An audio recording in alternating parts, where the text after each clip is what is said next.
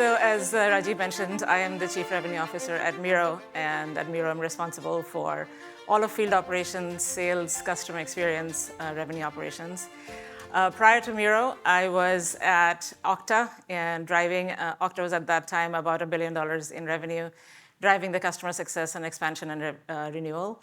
And before that, at a company called Checker. Checker is also a fast-growing startup right here in San Francisco, and so on. Very typical Bay Area career, so I keep trying to go to startups that seem to be growing well, that have scale-up challenges, and for one reason or the other, it gets bought by somebody that is bigger than I want it to be, so I go and try to do it all over again and scale another company up. Really happy to be here. Awesome.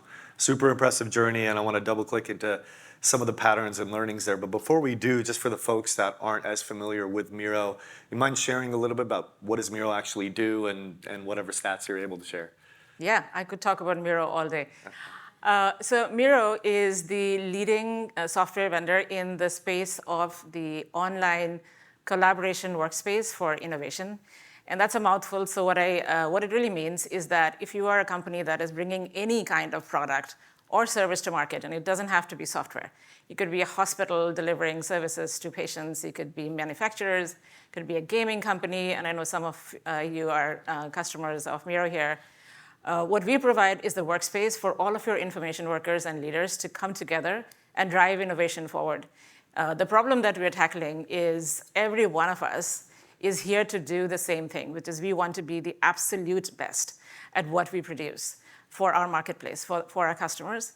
And to do that, you need a few different things. One of them is a platform that allows you to engage together in this very distributed world at scale, driving that innovation forward. It's one of the biggest investments that you do in your company. Billions and trillions of dollars go into innovation under the name of research or engineering or production.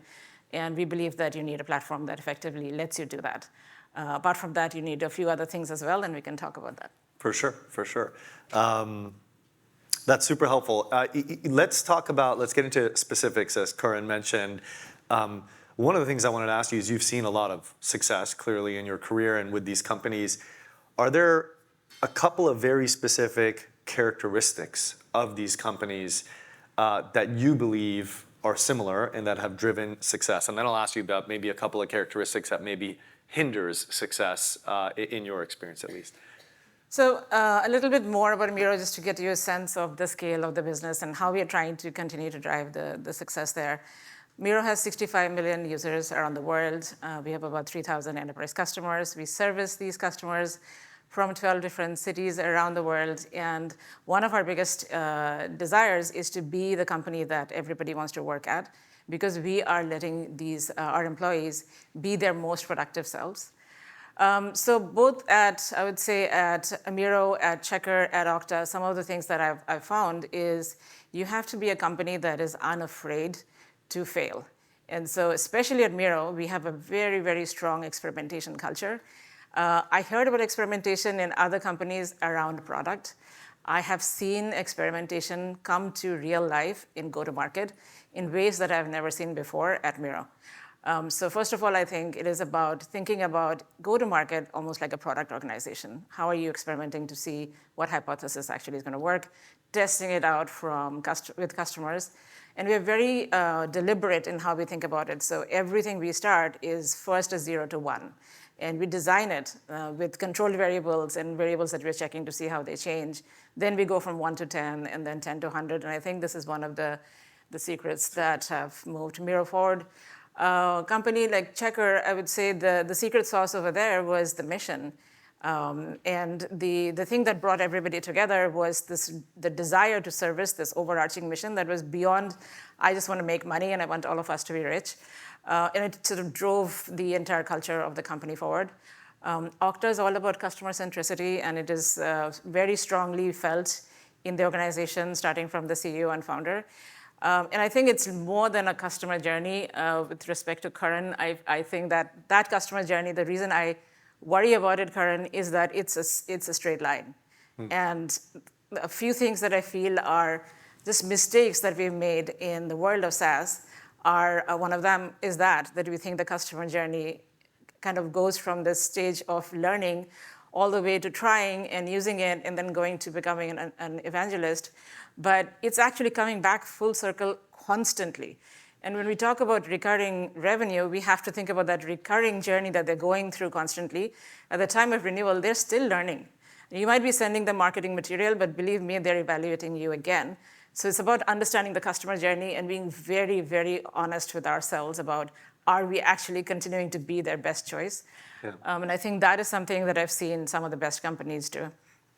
Very interesting. And I want to double click into that. But before we do, on the experimentation culture, how do you, or how has management broadly at Miro encouraged that without fear of failure and dings to compensation and incentive structures, right? Like, how do you actually put that into effect where people are willing to take risks and experiment on the go-to-market side? They may lose a month or two of bookings generation by experimenting with something new, right?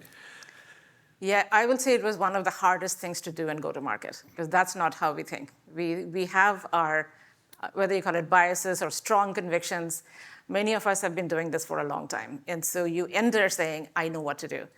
And I think checking that at the door, and one of my favorite books is Think Again by Adam Grant. It really compels you to evaluate what you did in the past is probably not exactly the thing you want to do here. It's a different company, different product, different environment. And so how do you bring that ethos of learning into the field? So I would say the very first thing is making it part of the core values, where you're not afraid to fail. And we had to employ tactics. One of our tactics is called Friday failures. So on Friday, anybody, the CEO can join, I would join and say, I thought this was something that was going to work. I had very, very strong hypothesis. I designed the experiment fully thinking I was going to win. In fact, I thought it was a waste of time. We're even experimenting. And I was wrong. And here's what we learned. And here's how we're going to now do a different version of that experiment. And then one of the things that you worry about is, are you going to lose revenue? Are you going to sort of give up on some opportunity? It turned out to be that if you're creative in how you're doing it, you won't. So when I do an experiment, I am doing it with 2 teams, 2 pods. Maybe it's just a part of the SDR team, or it's a few different AEs that are looking at one part of the market, and I'm okay giving them some leeway to experiment, and even okay with giving them a draw because I really want to learn before I scale that out. Yeah. So that is a much more expensive learning if that's something I've scaled without being ready for it. So I think it's giving the people the opportunity to say, I tried it and it didn't work. Here's the next thing I'm going to try, and feeling supported in their journey is crucial.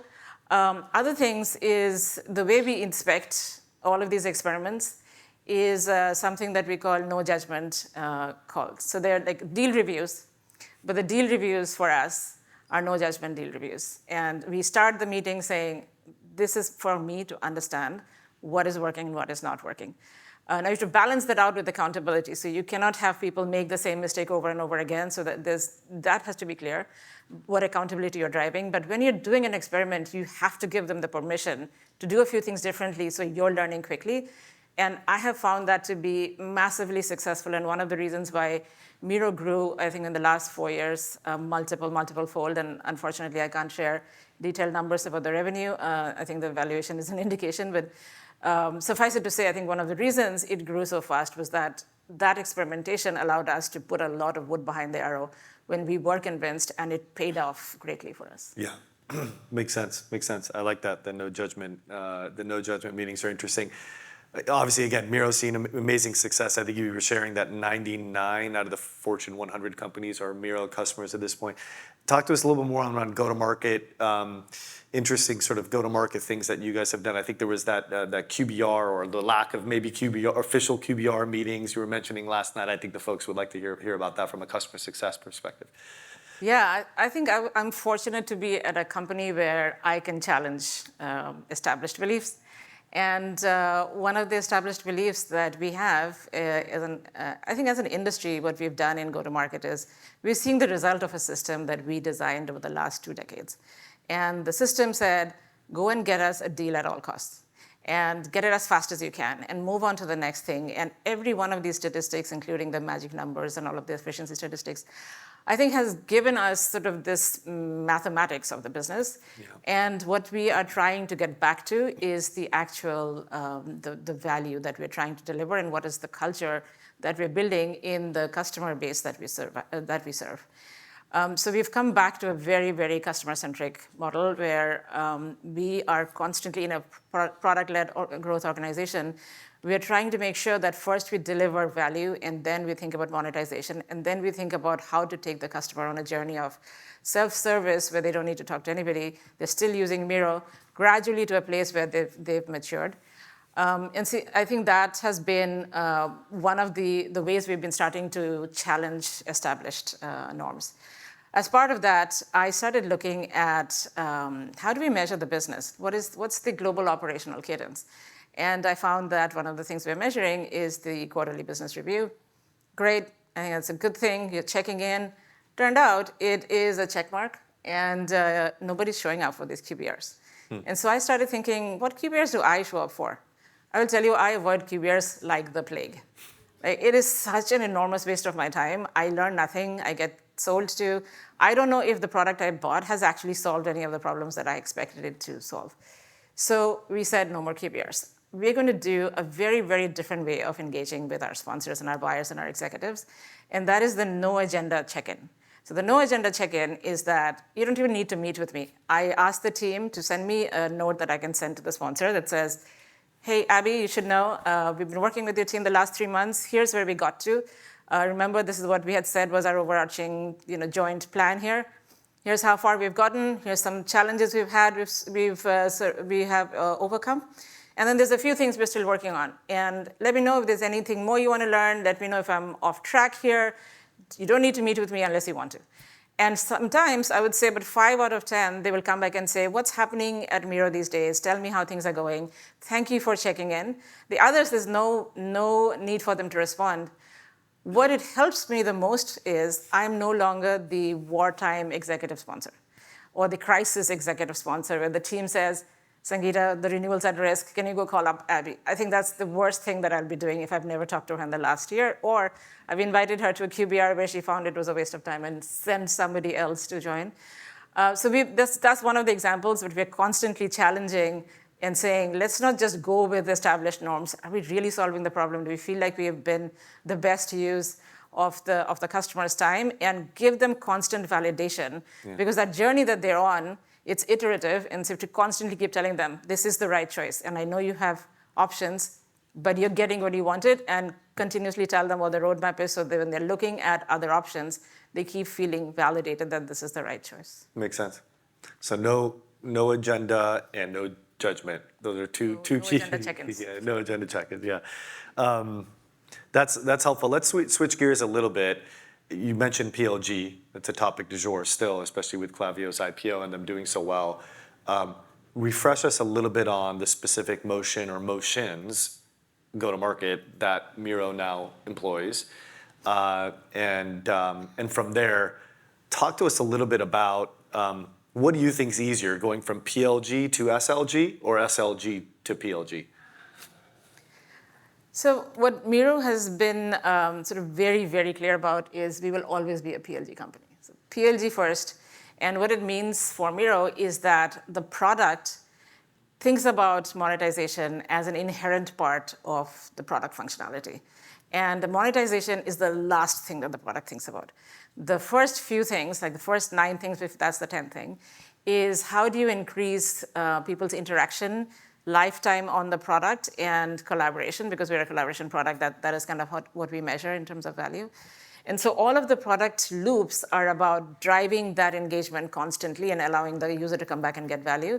And then at some point, we start driving monetization loops, and that's been the way we've been building the first product. We're now looking at other products as well, and this is the ethos that we drive. Sales-led machine on top of that is at the right time on that customer journey. We feel that the customer says, well, just by the way Miro is used, it's used in different pockets in these large organizations. At some point, there is a need for IT to say, I need a little bit more control. And so one of the differentiations is that.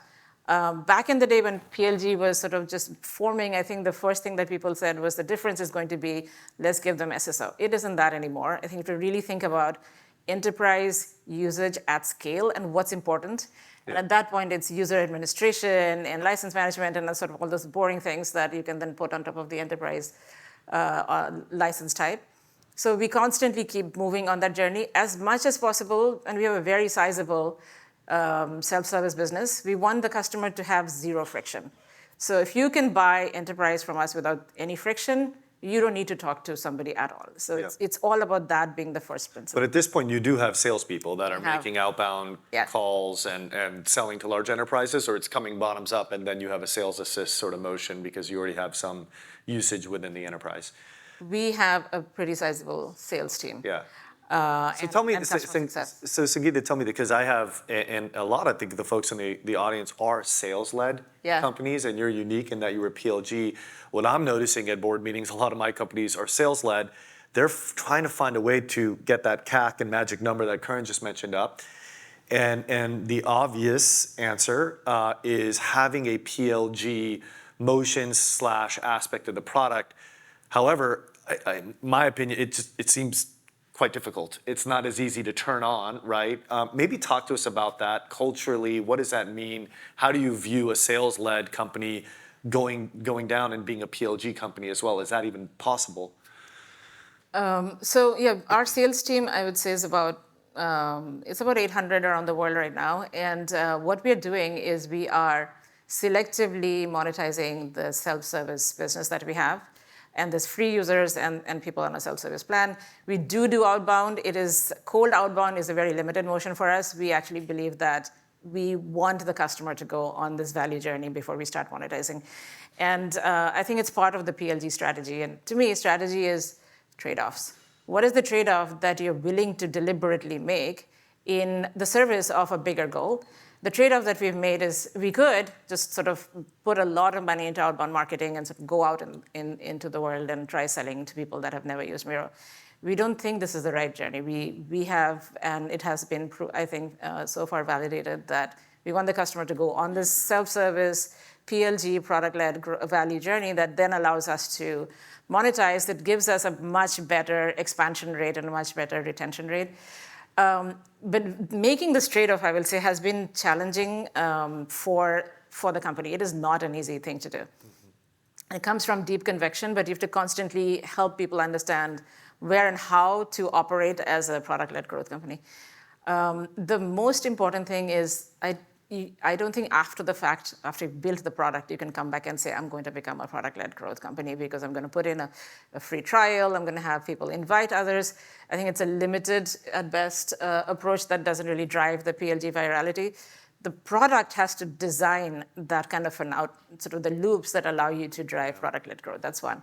But can it be done? I think anything in the world can be done. It is much, much more difficult to go backwards and sort of retrofit the product to be PLG, but I'm sure people have solved that problem. Yeah.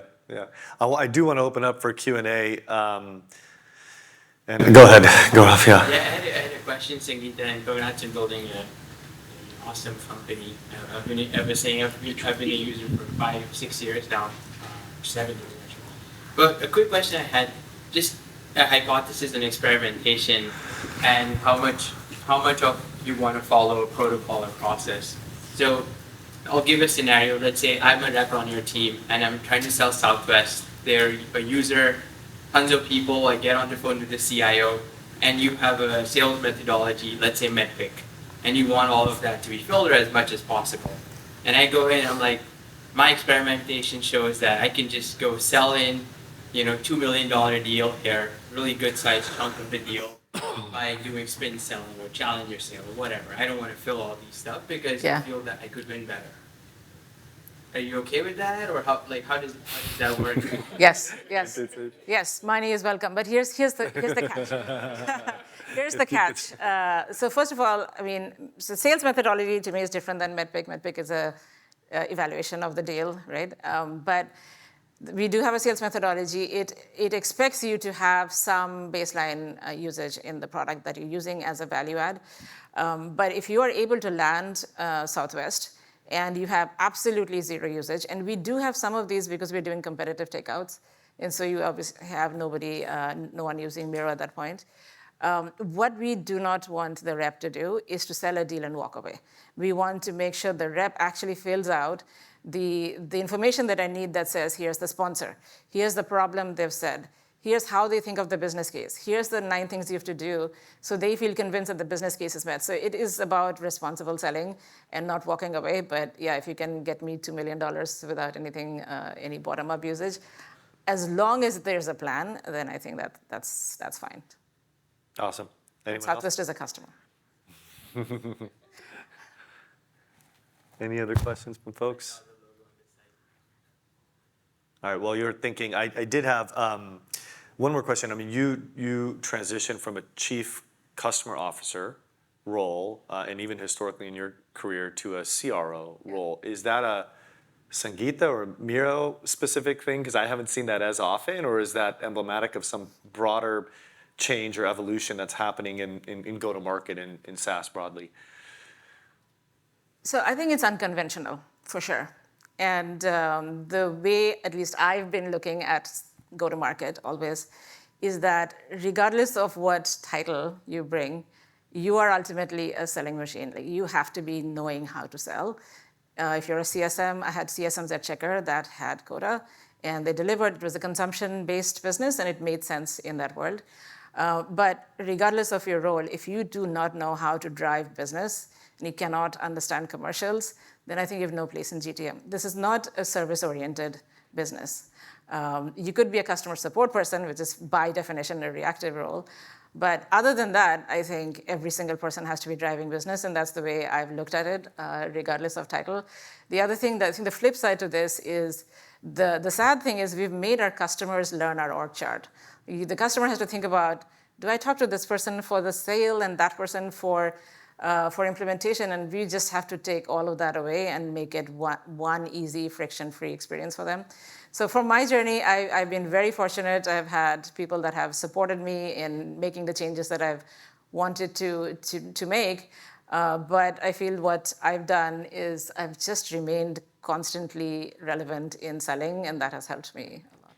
That's right. That's right. That's interesting that you mentioned the make it frictionless for the customer journey. Karan and I talk about that a lot, right? This hyper specialization that's happened has led to many, many different roles, but that isn't necessarily the best thing from the customer's point of view. Yeah.